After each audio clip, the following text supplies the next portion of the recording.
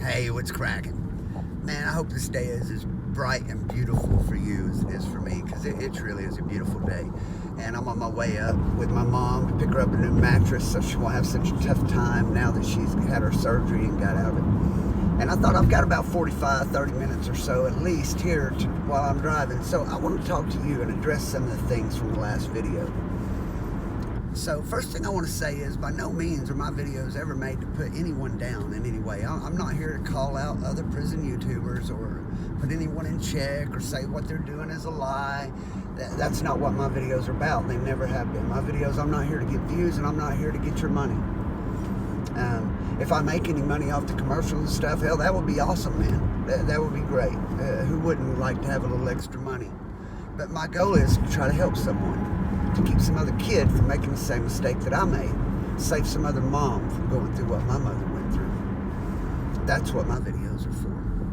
My videos are to tell you that life can be very, very hard, but no matter how bad they get, they can always get better, man. I was in prison land in there for 20 years. I didn't think I'd ever get out. Here I am driving around in a car going to help my mom get a new mattress. But yesterday, one thing I said in my videos, I said, ain't nobody gonna tell you to make your fucking bed. And man, the comments went off about that. Wow, so evidently in other states, they'll make you make your fucking bed. So it's important that you know when you watch my videos what I'm talking about. For one thing, Oklahoma prison is in almost all my titles. So I'm talking about Oklahoma prison. And if you go to a program called RID here in Oklahoma prison, it's like a boot camp, and you bet you're gonna make your bed. What I was talking about, how all this last video even came about, I was doing some research on YouTube. I told my old lady I was locked up 20 years, kind of running out of different things to talk about. I'm running out of stories. I've still got some. I've got a few prisons to go, but thinking, man, these guys have been on here for 4 years talking about it. They must have been locked up a long time to have that many stories. So I thought I would go and check out some of these other prison channels. I literally typed in prison YouTube and to see what I would get. And I get all these guys' videos, and I go to looking into them. And then you go to look into their website on their state. You can go like Missouri DOC, OK DOC for Oklahoma. And you can look and see where they went, how much time they did, what they went to prison for. And I'm thinking, man, most of these people are full of shit. And I keep listening, and then I checked out JD and Wes, and I heard some of them thinking, then these dudes, they have been locked up just long enough that they've been around some people that have done time. They've hung around some UABs. They've hung around some OABs. They've been around some characters. They've done some time just enough that they've learned how to talk the talk. They know how those guys talk. They've heard their stories. They know what they've done. So they make up these stories about things they've done. I'm thinking, these dudes are getting rich talking about things I lived through, and they're lying about it, they're like making that shit glorified. Going to prison, like when and I remember when I first went in, I remember when I was 17, 18 years old and hearing people say, I've been locked up 10 years, I've been locked up 15 years, I've been locked up 20 years. And it's like that's something good or something. I wanted to be able to say, I've been locked up 10 years. But by the time I've been locked up 20 fucking years, I realized how stupid it was. It isn't good, man. It's not something to be proud of. I'm ashamed of the fact I'm on here telling you I was in prison for fucking 20 years. They act like they're proud of that shit.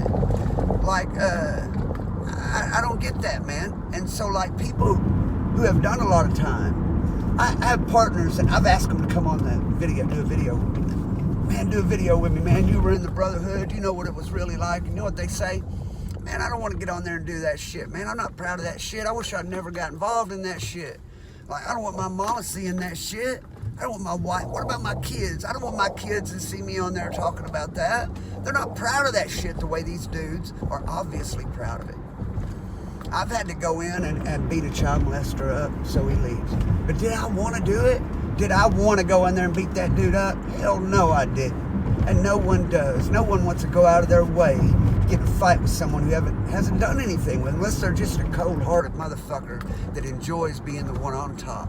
These guys, that if they get you down, they'll put the boots to you. But if he don't got the odds in his favor, he don't want no trouble. Unless you're one of those guys, no one enjoys doing that shit. I went in there and did it because I was afraid if I didn't do it, what the other inmates would think of me, like I was not wanting to beat up a child molester. What, are you taking up for a child molester or something? So whenever I tell you the story about the things I've done, I'm honest with my feelings about it. I don't tell, oh, I went in there and slapped this child molester around because he did your family fucking wrong. No, that's not real, man. And so you're not going to get that from me. I really went to prison. I really did 20 years in prison. I really went when I was 15 years old. And that's one thing I've yet to find from any of these guys. Show me another one who went when he was 15 years old and did 20 years. I want you to share the link with me in the description, please. I would love to hear that guy's side of the story. And I'll guarantee you it isn't anything like the guys I talked about before. But in the future, I'm not going to talk about other YouTubers. I could care less what they do, man. I don't care what they do. My story is about positivity. I'm not here to cause confusion or to start some kind of squabble with another YouTube guy to try to get views. I'm not about that. I don't care about that.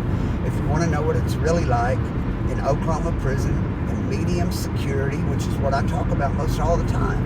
If you watch my videos, I list what prison I'm at. I tell you what prison I'm at the beginning of my story.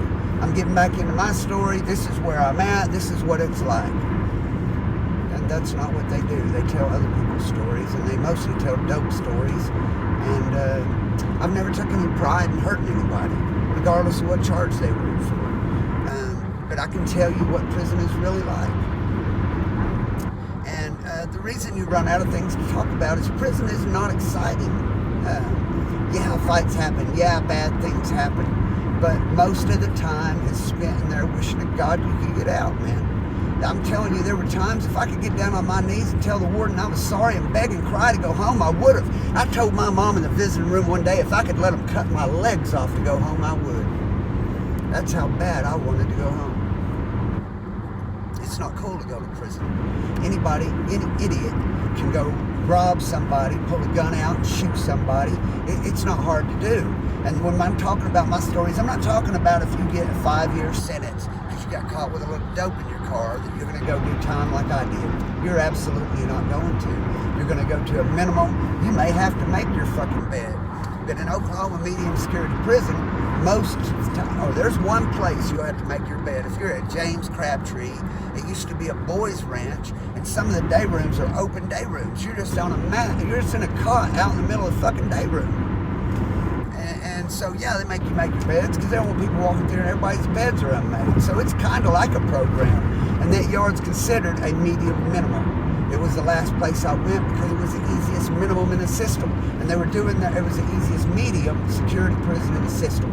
And they didn't really want me going from hard medium security prison straight back into the world. And I had so many points from battery on a staff early on in my sentence that I had 13 points on me permanently, which made me a maximum security inmate.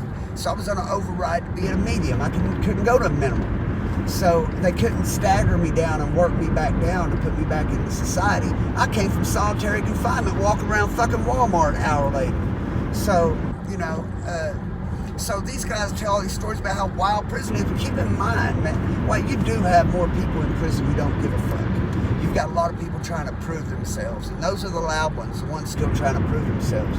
Because once they prove themselves, they're not loud anymore. That's the people saying, hey, look at me, I'll do this, I'll do that. They make an idiot of themselves, putting in work, doing what they're told. If you want to do what you're told, you know what I'm saying, get after that, but that's not for me. I like to mind my own business. That's what I like to do. And the reason I share these stories with you is out of the hope that some other kid doesn't go through what I went through. It was a fucking nightmare, man. And even more, not for that kid, but for a mother, man.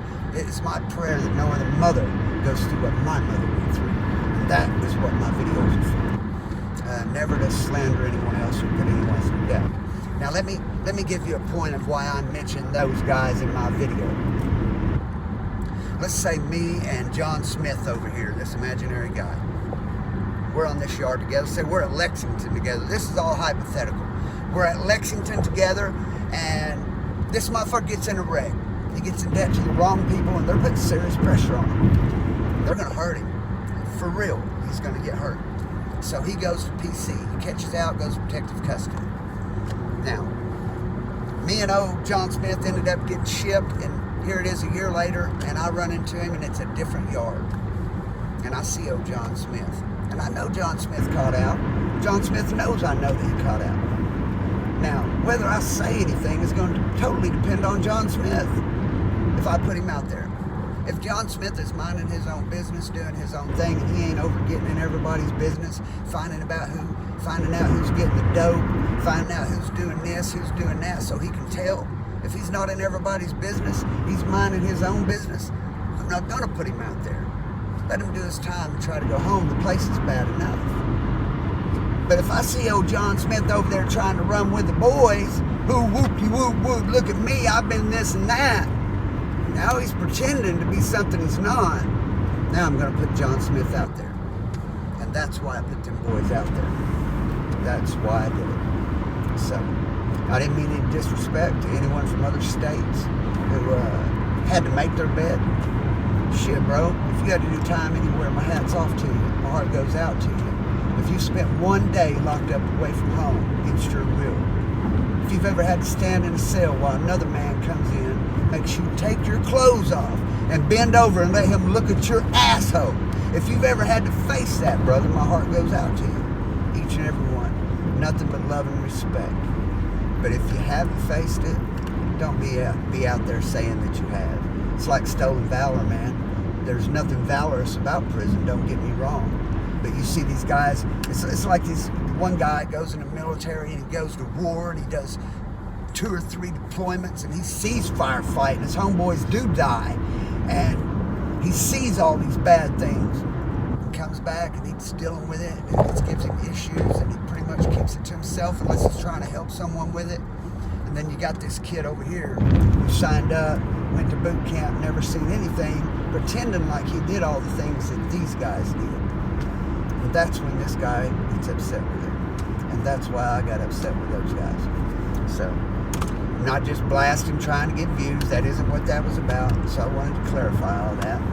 And my next video, I'll be back in my story, not talking about anyone else. I don't plan to ever do that again. But I want to thank every one of you for dropping in and watching my videos. If you haven't subscribed yet, hope you do that. And I hope every one of you have a wonderful day. Shout out to the riders and the dyers. The riders who ride till the wheels fall off and the dyers keep riding even when they do. I love you guys the most. But thank each and every one of you who have took the time, clicked the video, watched it to the end. Give it a like. Hope to catch you in the next one. May God bless and keep and protect each and every one of you until then. Peace out.